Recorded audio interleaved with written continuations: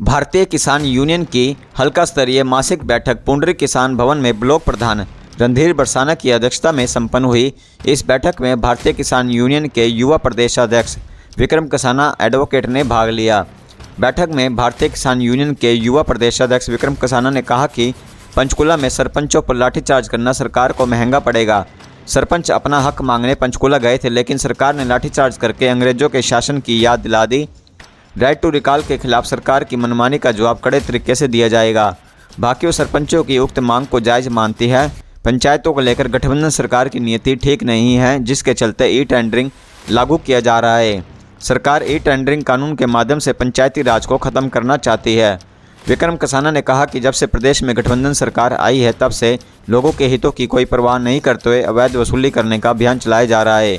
सरपंचों के साथ मिलकर भारतीय किसान यूनियन ने अनिश्चितकालीन वहाँ पर धरना लगा दिया है। जैसे भी अब संगठन की मीटिंग, स्टेट कार्यकारिणी की बॉडी की मीटिंग बुलाकर जो स्टेट कार्यकारिणी के नेता फैसला लेंगे, और उससे भी बढ़कर मैं तो ये बात कहूँगा, जो भी सरपंच एसोसिएशन फैसला लेगी, हरियाणा भारतीय किसान यूनियन उनके सरपंचों के साथ कंधे से कंधा मिलाकर उनसे आगे बढ़कर सरकार को इस फैसला वापस लेने पर मजबूर कर देंगे।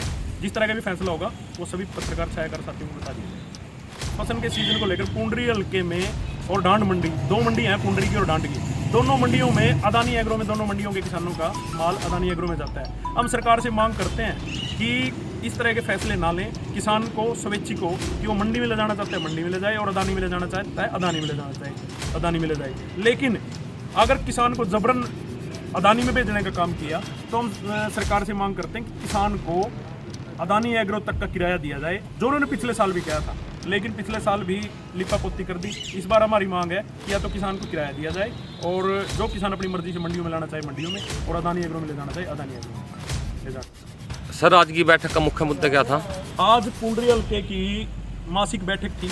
इस मासिक बैठक में फैसला लिया गया कि जो कल पंचकुला में सरकार ने किसानों को जो शांतिपूर्वक प्रदर्शन कर रहे थे उनको बर्बरतापूर्ण उनके ऊपर लाठीचार्ज किया है, उसकी हम कड़े शब्दों में निंदा करते हैं। और उस लाठीचार्ज में हमारे संगठन के प्रदेश के अध्यक्ष सरदार गुरराम सिंह चरूणी, हमारे जिला के अध्यक्ष महावीर चैल, और हमारे युवा साथी नरेंद्र मागू माजरी, दीप लालर और कई किसान नेत्रियाँ जो गंभीर रूप से घायल हुई हैं। इसको लेकर सरकार को आने वाले समय में इस बात का जवाब देना पड़ेगा। सरपंच अपने अधिकार मांगने के लिए वहाँ पर गए थे, लेकिन इस सरकार में जो कोई अपने अधिकार मांगता है, अधिकारों के बदले सरकार उसको लाठियाँ देने का काम करती है।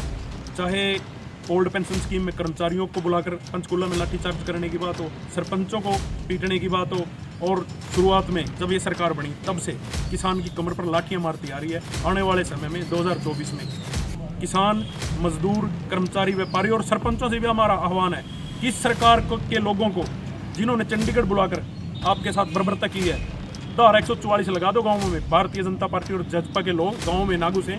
अगर ये गाँव में घुसेंगे तो जिस तरह से इन्होंने हमारा स्वागत किया है उसी तरह से इनका स्वागत करने का काम करें।